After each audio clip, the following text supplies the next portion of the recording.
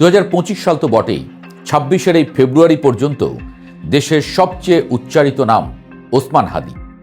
এত এত ইস্যু আসছে যাচ্ছে, কিন্তু হাদি ইস্যু যেন চিরজীবন্ত। মানুষ ভালোবেসেছে, মানুষ শোক করেছে হাদির মৃত্যুতে। অনেকে বলেন হাদির যা জনপ্রিয়তা ছিল তাতে নির্বাচনে শেষমেশ জিতেও যেতে পারতেন তিনি। নির্বাচনের রংটাও হয়তো হতে পারত অন্যরকম, কিন্তু সেসব থেমে গেল হাদির মৃত্যুতে। তবে নির্বাচনের ঠিক 5 দিন আগে এসে সামাজিক যোগাযোগ মাধ্যমে আবারও ঝড় উঠেছে হাদিকে নিয়ে। প্রশ্ন উঠেছে, হাদিকে মেরে আসলে লাভটা কার হলো? অনেকে তো সরাসরি বলছেন রাষ্ট্রের কিছু অংশ জড়িত এই হত্যার পেছনে।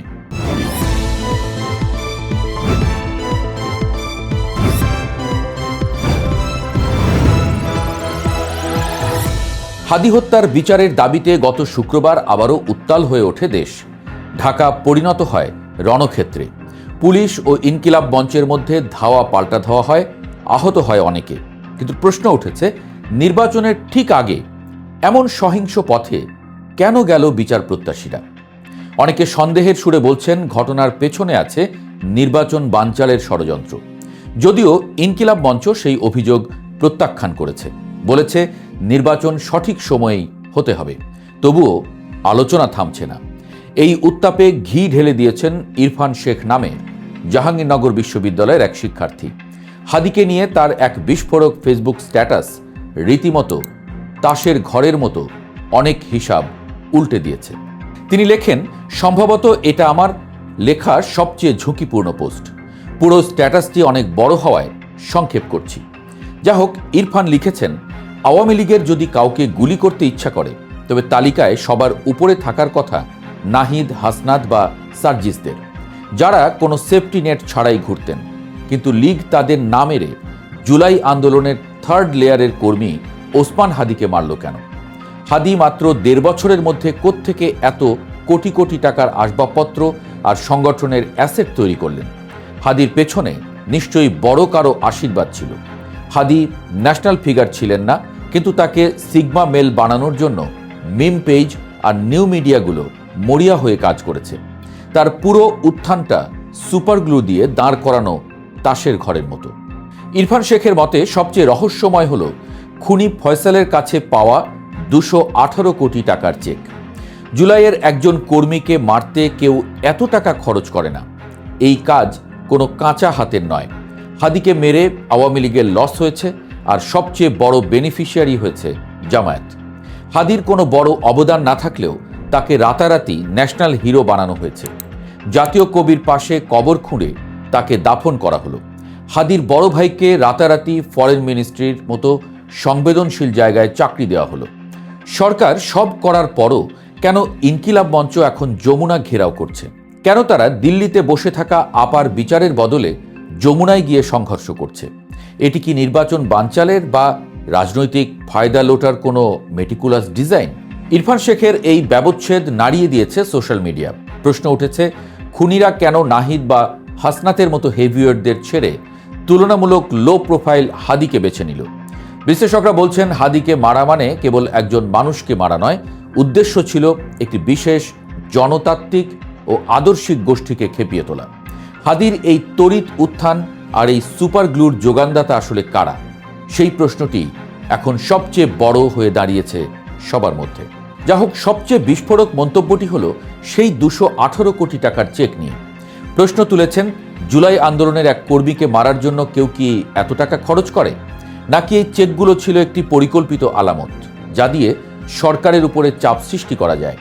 ইরফান শেখের মতে, হাদিকে হত্যার সবচেয়ে বড় বেনিফিশিয়ারি বা সুবিধাভোগী হলো সেই শক্তি যারা হাদির মৃত্যুকে পুঁজি করে 2.5 মাস ধরে রাজপথ গরম করে রেখেছে। হাদি ইস্যু যেভাবে অন্য সব জাতীয় ইস্যুকে ছাপিয়ে বাঁচিয়ে রাখা হয়েছে তা স্বাভাবিক রাজনৈতিক প্যাটার্নের বাইরে। বিশ্লেষকদের এক পক্ষ মনে করছেন, হাদিকে খুনের মাধ্যমে বর্তমান সরকারকে আরও দীর্ঘায়িত করে নিজস্ব স্বার্থ হাসিল করার জন্য অস্থিতিশীলতার বীজ বোনা হয়েছে। এখন প্রশ্ন ওঠে, হাদিকে তাহলে আসলে মারল কারা? খুনি ফয়সাল আওয়ামী লীগের কর্মী এবং সে ভারতে পালিয়েছে, এটা সত্যি। কিন্তু ফয়সালকে কি কেবল আওয়ামী লীগই হায়ার করেছিল, নাকি এর পেছনে এমন কেউ আছে যারা জানতো ফয়সাল ধরা পড়লে দায়টা আওয়ামী লীগের ঘাড়েই চাপবে এবং মাঝখান থেকে ফায়দা লুটবে তৃতীয় পক্ষ। বলা হচ্ছে সব মিলিয়ে যা ঘটল তা হলো হাদির লাশের উপর দাঁড়িয়ে একটি নির্দিষ্ট আদর্শের প্রসারণ ঘটানো হলো। কবি নজরুলের সমাধিতে হাদিকে দাফন করার মতো ইরেশনাল কাজও যখন সম্ভব হয়, তখন বুঝতে হবে এই প্রজেক্টের পেছনে কতটা শক্তিশালী মাস্টার মাইন্ড কাজ করছে। ইরফানের ভাষায় সবচেয়ে অদ্ভুত বৈপরীত্য হল ইনকিলাব মঞ্চের বর্তমান অবস্থান। হাদি সমর্থিত সরকার ক্ষমতায় থাকার পরেও কেন এই রাজপথের সহিংসতা?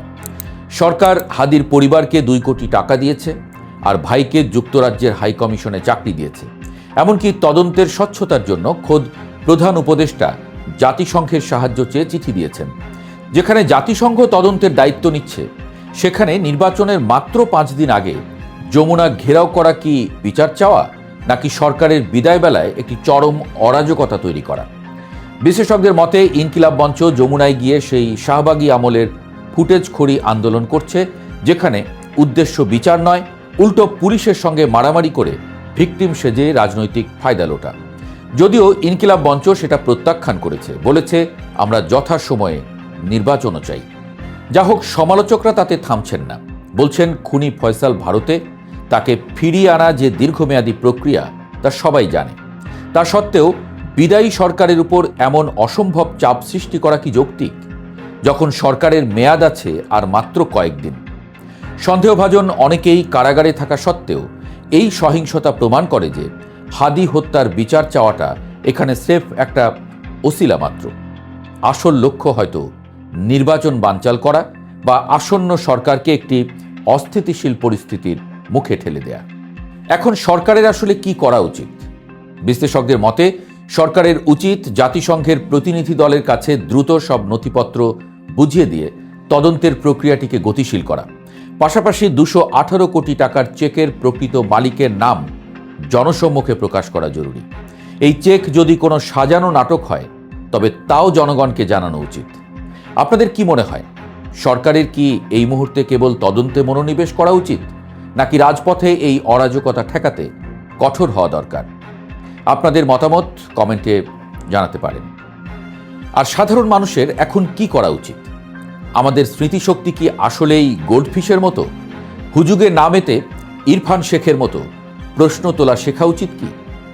হাদির মৃত্যু মর্মান্তিক, কিন্তু সেই মৃত্যুকে পুঁজি করে কি দেশ রণক্ষেত্র হতে পারে?